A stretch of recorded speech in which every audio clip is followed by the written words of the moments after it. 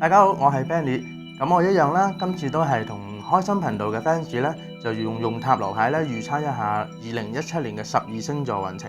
咁今次咧，我哋就會預測金牛座嘅運程啦，非常之開心，因為我金牛座噶。咁而家咧，我就為佢抽咗一張咧金牛座嘅運程啦。呢一個係講緊佢嘅事業運啊。咁係講緊乜嘢咧？喺新一年裏邊咧，喺嗰個事業運上面咧，佢會有好多諗法啦，同埋好多好好嘅點子啊，好多好好嘅 idea。咁其實你都不妨咧可以試下咧去大膽啲去開創，亦都可能有唔錯嘅回報嘅。咁當中裏邊咧亦都係有好多貴人啦、人事上嘅幫忙，所以其實都係值得開心嘅一年啊。咁至於喺感情上邊咧，我抽到一張 Wheel of Fortune。咁呢一張牌咧，命運之輪啊，咁即係金牛座嘅朋友咧，其實喺感情上面咧就有啲波動啦，同埋波波折折啦。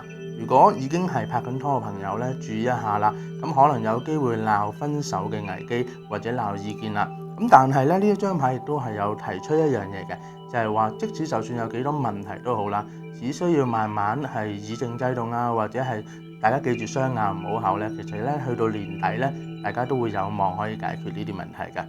咁另外第三張牌咧，我會為佢抽咗咧，呢一個咧就係講緊係健康嘅問題啦。咁呢一張牌咧係5支權杖。咁其實呢張牌咧係講緊喺新嘅一年啦，金牛座嘅朋友咧健康上面好似呢張牌咁啦，有啲混亂啊。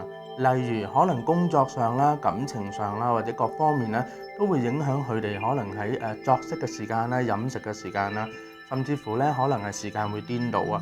咁所以會影響佢個腸胃啦，甚至乎可能係睡眠質素冇咁好啦。金牛座嘅朋友咧喺新嘅一年咧個運氣咧就較往年咧就遜色咗少少，所以大家咧就都唔好氣餒啦。